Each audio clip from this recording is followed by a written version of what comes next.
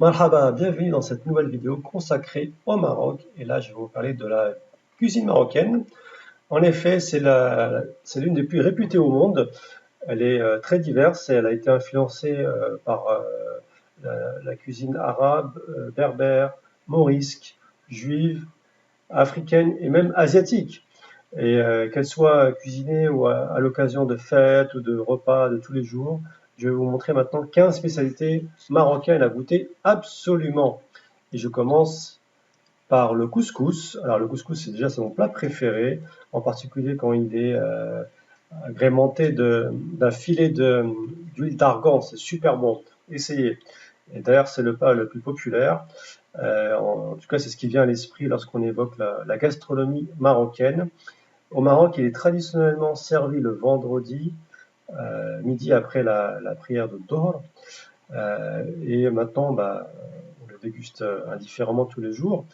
Il est d'origine berbère et la version traditionnelle se compose de bœuf, mouton, parfois de poulet, avec une multitude de légumes et de légumineuses comme les courgettes, navets, fèves, lentilles, pois, avec bien sûr la semoule de blé. Alors soit, en général, on le déguste à même le plat, hein, donc c'est un grand plat et qu'on partage entre tous les membres de la famille ou avec les amis, ou soit on le sert dans des assiettes individuelles. Ensuite, je passe maintenant au tagine, hein, c'est le plat typique marocain. Les origines de ce plat sont également berbères. C'est ce qu'on trouve le plus facilement en fait dans les restaurants lorsque vous allez au Maroc. Et, euh, et donc c'est une sorte de ragoût cuit à l'étouffée dans un plat en terre qui est surmonté d'un couvercle conique. En fait, ce plat en fait s'appelle tagine, donc le plat en terre, et c'est aussi le nom du plat que l'on sert en fait. Et bien sûr, il existe une infinie de recettes de tagine, hein, comme tagine de poulet, aux légumes, au safran, au pruneau, tagine de légumes aux pois chiches, tagine de sardines, tagine de mouton avec des oignons, pois chiches, et aussi tagine de dorade que j'aime beaucoup faire. Bref, il y a énormément de recettes possibles. Ensuite, on passe à la mourouzia. Donc, c'est une recette très particulière de tagine marocain qui est traditionnellement servie lors de la fête de l'Aïd el-Kabir. Elle est préparée à base de collier d'agneau, d'amandes, de raisins secs, de miel et de cannelle.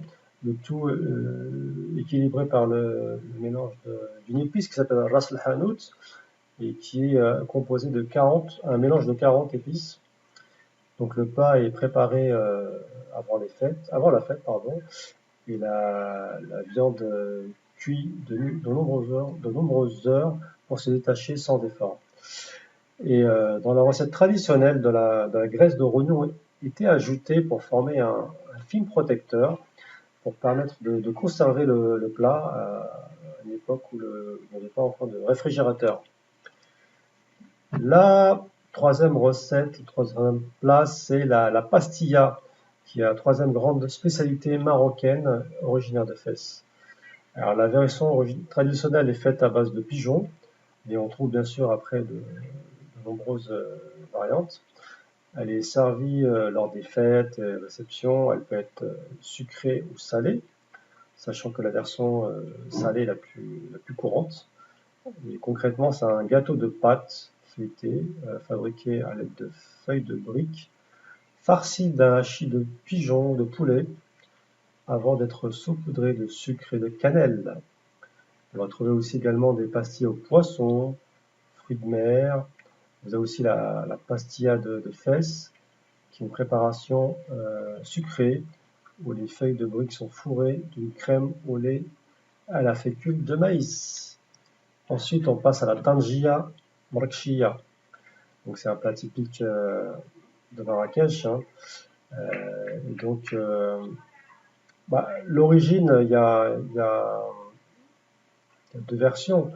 La plus populaire, c'est celle qui a été créée par les ouvriers, qui n'ayant pas le temps de rentrer chez eux pour manger, prenaient tous les ingrédients qu'ils trouvaient, viande, épices, légumes, et les mettait dans une jarre qu'il laissait ensuite chauffer jusqu'au lendemain au hammam voisin. Donc aujourd'hui, il s'agit plutôt d'un plat de viande et d'épices, cuit de longues heures dans une jarre en terre cuite et servi dans de nombreux restaurants marrakchi, en sachant que ça peut prendre, le temps de cuisson, ça va de 3 heures jusqu'à 12 heures, pour information. Ensuite, on passe au méchoui. Alors là, c'est un plat à base de viande, donc c'est un mode de cuisson d'origine arabe. Il est principalement servi à l'occasion de mariages ou de grandes occasions. Et la particularité du méchoui marocain, c'est que l'agneau ou le mouton est cuit à l'étouffée dans un four en terre durant de longues heures.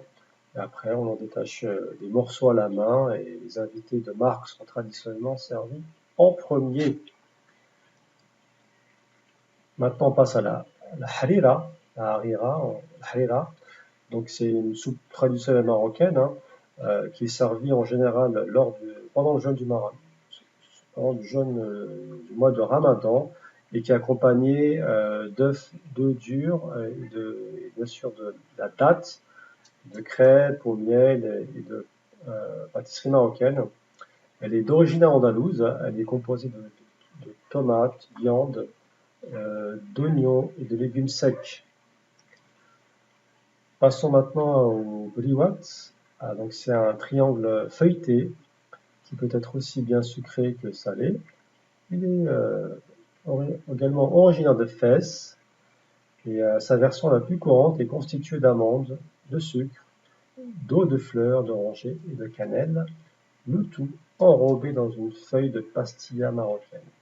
Les bluettes en fruits de mer sont également très populaires. Alors il existe d'autres recettes avec des triangles farcis de viande hachée, de poulet, de fromage et de légumes. Ensuite, nous avons les salades. Par exemple, lors d'un repas traditionnel, il y a pas mal de salades qui sont servies avant ou pendant le repas, qu'elles soient chaudes ou froides. Alors, elles peuvent être simples ou complexes.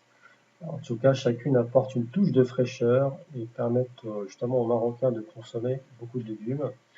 Vous avez des salades avec tomates au concombre, carottes au cumin, za'anouk d'aubergine, courgettes aux noisettes, champignons au céleri, lentilles à l'orange, et comme vous voyez, il y a beaucoup de déclinaisons. Les dattes. Il faut savoir que le Maroc figure parmi les plus gros producteurs de dattes au monde. Donc les dattes sont particulièrement consommées durant le mois de jeûne de Ramadan, en rappelant que la date est riche en vitamines et en sels minéraux. Et dans certaines régions, elle est utilisée pour redonner des forces aux femmes après un accouchement. Donc la consommation annuelle de dattes au Maroc avoisine les 150 000 tonnes. On les retrouve dans de nombreux plats, dont les fameux ma'amoul, qui sont des gâteaux fourrés à la pâte de date. Ensuite, vous avez la fameuse corne de gazelle, qui est une pâtisserie marocaine très connue. Donc, elle est composée à partir d'amandes écrasées, enrobées d'une fine pâte sablée parfumée à l'eau de fleurs d'oranger. Elle accompagne à merveille le rituel du thé à la menthe. Donc, passons maintenant à la shibbakia, qui est la pâtisserie phare du Ramadan avec la beliwat aux amandes. Donc la pâte, elle est faite avec de la farine de blé, des œufs, de l'eau, de fleurs d'oranger, toujours, on est très utilisé, l'eau de fleurs d'oranger, d'anis, d'amandes. Donc la shibbakia est frite dans l'huile végétale. Ensuite, elle est recouverte de miel, de graines de sésame. C'est l'un des gâteaux les moins chers et les plus répandus au Maroc. Alors, la ribia est une pâtisserie traditionnelle marocaine.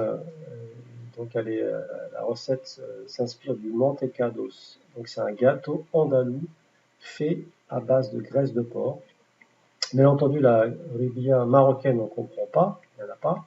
Elle est remplacée par de l'huile végétale. Il s'est tendu aujourd'hui un gâteau que l'on sert lors des fiançailles, des mariages ou des fêtes familiales. Alors, le thé à la menthe, alors voilà, c'est vraiment le thé, voilà, on va dire, symbole de l'hospitalité marocaine, hein, c'est ce qu'on sert lorsqu'on reçoit des invités, de la famille, donc il permet aussi de conclure un bon repas marocain. Et donc il est à base de thé vert de Chine, de sucre et de menthe. En général, c'est le chef de famille qui s'en occupe, hein, au niveau de la préparation. Et dans certaines régions, on ajoute des ingrédients comme la sauge, qu'on appelle salimia en arabe, la verveine, qui est appelée Louisa, ou bien on peut ajouter de la cannelle ou de l'eau de fleur d'oranger. Il se marie parfaitement avec les pâtisseries marocaines et se consomme à tout moment de la journée. Alors l'orange, l'orange est très consommée. On la sert à toutes les sauces, j'allais dire, sucrées ou salées. On la trouve également sous forme de salade, servie à la fin d'un repas. Alors les oranges sont additionnées de sucre, de cannelle, d'eau de fleur d'oranger, et de quelques feuilles de menthe pour constituer un dessert très rafraîchissant après tous les plats que je viens d'énumérer. Et bien entendu, là, la photo illustre justement des vendeurs de jus d'orange à la place de Jma Alfna à Marrakech. Donc c'est très impressionnant à voir et il faut absolument s'arrêter pour voir un jus d'orange là-bas. Voilà pour cette vidéo, j'espère qu'elle vous a plu. Et si vous avez un projet de vous expatrier au Maroc, bien entendu, nous pouvons vous en parler ensemble. Cliquez juste sur le lien sous la vidéo. Je vous dis à la prochaine pour de nouvelles vidéos consacrées au Maroc. Assalama.